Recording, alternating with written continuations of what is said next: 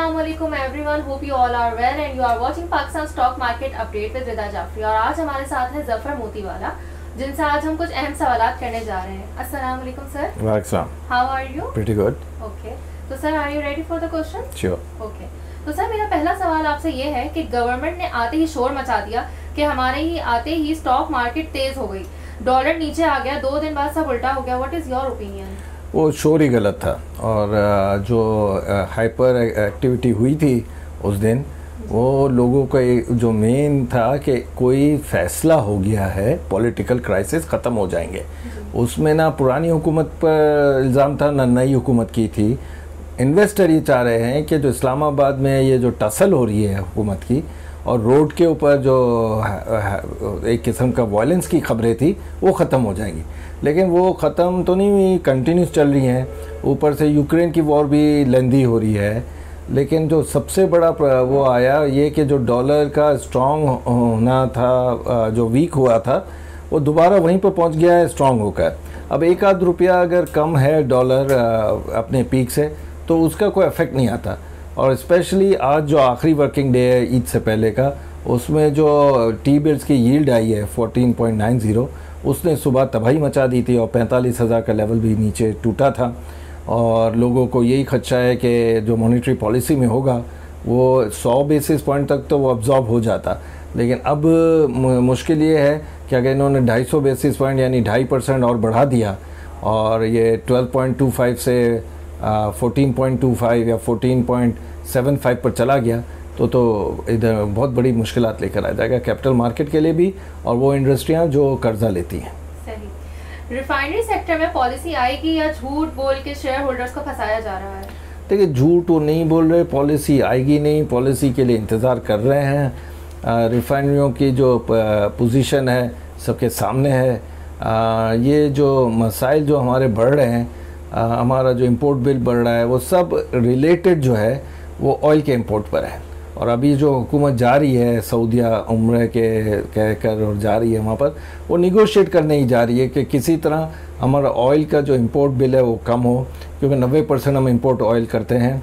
और जो मसाइल हैं वो हमारी मेन ये है कि जो कहते हैं कि भाई एसेंशियल नॉन एसेंशियल प्रोडक्ट्स को इंपोर्ट बंद करो, लेकिन ये चीज़ तो एसेंशियल प्रोडक्ट है। 15 दिन का अपने पास जो हमारे पास है डीजल का रिज़र्व है, वो इतना ही, कोई 15 दिन या 20 दिन 25 दिन का पेट्रोल का है। ये बहुत ख़तरनाक लेवल पर कम है। तो ये ओवरऑल आप देखें कि रिफाइनरी के अलावा भी जो एनर्जी का सेक्टर है वो प्रॉब्लम में है। इतना अच्छा प्रॉफिटेबिलिटी आई है अपना पीएसओ की, फिर भी देखें आप उसमें वो जो जुम्बिश होती है, जो स्पीडली अपवर्ड मूवमेंट है, वो नहीं है। ठीक है, तो इलेक्शंस अपने टाइम पर होंगे या नहीं? इलेक्शन जिस तरह चल रहा है इशू और जो पोजीशन देख रहे हैं टीवी पर, हम जो दोनों मीडिया के एरियाज, जो एक फॉक्स न्यूज़ है और एक CNN है अमेरिका में, इस तरह हम भी एक यहाँ पर फॉक्स न्यूज़ होता है और एक CNN है, उनसे तो लगता है कि इलेक्शन अर्ली हो जाएंगे। लेकिन इलेक्शन अर्ली के लिए इतना बड़ा मोमेंटम, इतनी बड़ी मूवमेंट ऑफ पेमेंट, इतनी बड़ी इलेक्शन के लिए जो खर्चे हैं, अखराजात हैं, वो कैसे बेयर करेगी तमाम पार्टीज़, ये मुझे समझ नहीं आ रहा है। Is there any expectation of pre-IMF and pre-budget reliant market? I don't think वो रैली आएगी, क्योंकि वो बजट भी जो है वो जो इफेक्टिवली बहुत ख़तरनाक तरीके का होगा। और यहाँ पर तो इशू ये भी आ रहा है कि बजट पास होगा कि नहीं। ये सबसे बड़ा मसला ये है कि उस बजट में आवाम फ्रेंडली बातें जो होंगी वो कुछ भी नहीं होगा। अच्छा, तो पीएसओ की अर्निंग जो है सो वो शेयर प्राइस से हाई जा रही है, so then why people are not buying? यही मैंने आपको अपने प्रोग्राम में आपके यही कहा कि पीएसओ जैसी अच्छी कंपनी, अच्छा रिजल्ट ओरिएंटेड कंपनी के भी शेयर लोग अब शक की निगाह से देख रहे हैं। मैं कई लोगों को बोलता हूं कि ये एनर्जी सेक्टर स्टॉक मार्केट में जो उन शेयरों से, जो फैशनेबल शेयर हैं, उनसे हट गया है। ऐसे ऐसे शेयर हैं जो 2 या 3 के पी मल्टीपल पर मिल रहे हैं, उसमें भी लोग अब इन्वेस्टमेंट करते हुए डर रहे हैं। इंटरेस्ट रेट को किस लेवल पे आप देखते हैं इन फ्यूचर? मुझे बहुत बुरा लगता है और कहना भी नहीं चाहिए।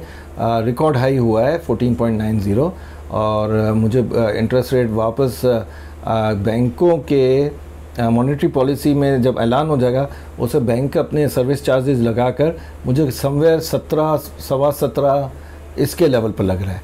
तो वो तो यानी आप समझे कि बैंकरप्सी डिक्लेयर कर देंगे कई इंडस्ट्रियां जो रिलाई करती हैं बैंकों के क्रेडिट से। ठीक, अच्छा सर, ये लास्ट क्वेश्चन है, what about power sector, they already increase their rates. देखिए पावर सेक्टर मजबूर हो गया है, अब क्या करे, इंटरनेशनली ऑयल प्राइसेस, कोल प्राइसेस, LNG के प्राइसेस आप देख लें कम होने का नाम ही नहीं ले रहे। जब यूक्रेन की वॉर का ख़त्म होने का खबरें आ रही होती हैं तो एकदम इफेक्टिवली हम समझते हैं कि अब ऑयल प्राइसेस कम होंगे, लेकिन वो नहीं हो रहे।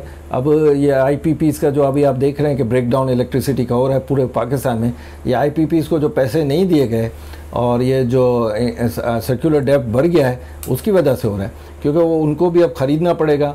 और स्पेशली जो हम देख रहे हैं कि KE इलेक्ट्रिक तो दोबारा प्राइसेस बढ़ा रहा है, वो अपने हिसाब किताब बताता है कि 30% तो लॉसेस हैं, इसके लाइन लॉसेस हैं, और बाकी जो पेमेंटें आती हैं वो भी कम आ रही हैं कई एरिया से।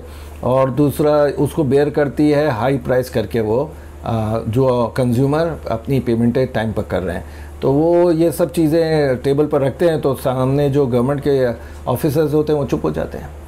सर मेरा एक और सवाल है आपसे, जैसे कि कल टी बिल्स का ऑप्शन हुआ था तो 15% वो एक्सीड हुआ है, मतलब पहले 12.25 था, अभी 15% है।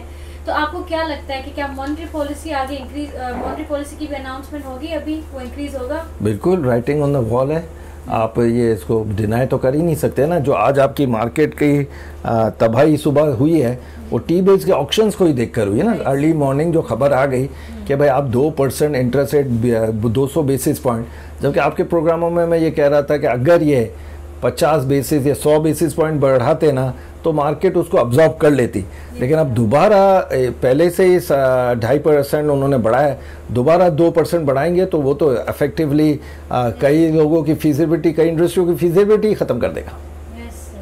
सर एक और जनरल क्वेश्चन है कि एज एक्सपीरियंस ब्रोकर आप क्या समझते हैं कि ये जो स्टॉक होता है वो रिस्की होता है, या लैक ऑफ नॉलेज जो होती है, लोगों को स्टॉक की नॉलेज नहीं होती वो इसको रिस्की बनाती है? तो आप मतलब एक इन्वेस्टर को, न्यू जो इन्वेस्टर आता है या जो एग्जिस्टिंग इन्वेस्टर है, आप उसको क्या मैसेज देना चाहते हैं? देखिए आपके प्रोग्राम में लैक ऑफ नॉलेज तो हम कब से कह रहे हैं कि स्टॉक मार्केट के नॉलेज होना, कंपनियों की नॉलेज होना आजकल बड़ी बड़ी यूनिवर्सिटियों में भी नहीं है। नहीं तो हर जगह एक डिपार्टमेंट होता है, एक लेक्चर्स होते हैं। मैं खुद लेक्चर सर्किट पर था और मैं जाता था, अब वो भी ख़त्म हो गए हैं। लेक्चर सर्किट में स्टॉक एक्सचेंज के लोगों को बुलाते थे कि भाई what is stock is all about. और मैं आपको खुद में IBA में इवनिंग में पढ़ता था, तो जो प्रोफेशनल लड़के और लड़कियां आते थे उनको भी स्टॉक मार्केट का पता नहीं होता था। फिर उनको पाकिस्तान एंड गल्फ इकोनॉमिस्ट हम कहते थे पढ़ो, EBR पढ़ो, डॉन का ईजी है आप इस उनको हम बिजनेस रिकॉर्डर तक तो पहुंचने के बाद में कहते थे, पहले कहते थे बेसिक तो आप पढ़ना शुरू करो, उसकी नॉलेज ही नहीं है और अक्रॉस द बोर्ड नहीं है। और जिनको नॉलेज है वो फिर जब ये अच्छी मार्केट की रैली चलती है तो वही कमाते हैं, बाकी कोई आता ही नहीं है। ये सर मतलब इनकी जो एक स्टॉक मार्केट की जो वो होती है ना डेली, उसको एक लेक्चर होना चाहिए, वो यूनिवर्सिटीज में भी नहीं है, ना ही पाकिस्तान में ओवरऑल कहीं पे हो रहा है। हम भी एक स्टूडेंट हैं तो हमें जस्ट इकोनॉमी में ऐसे बताया गया था ये स्टॉक है, इसको कैसे कैलकुलेट किया जाता है या डिविडेंड देता है, लेकिन इसके बारे में कोई फर्दर मतलब नॉलेज स्टूडेंट्स को नहीं दी जाती थी। भाई हमने तो पूरा ऑडिटोरियम बनाया, हमने तो पूरी रिंग अपने स्टूडेंट्स जो आते थे उनको बुलाने के लिए किया। हमारा PR ऑफिसर जो थे उनको हमने पूरी स्लाइड्स दी थी और बना दी थी, डेवलप करवा दिया था। वो सब ख़त्म हो गया, नहीं तो वो डेवलप्ड हैं। स्लाइड्स पर आपको दिखाना है। एवरी डे आप एक क्लास आए, इधर आकर पूरा देखे।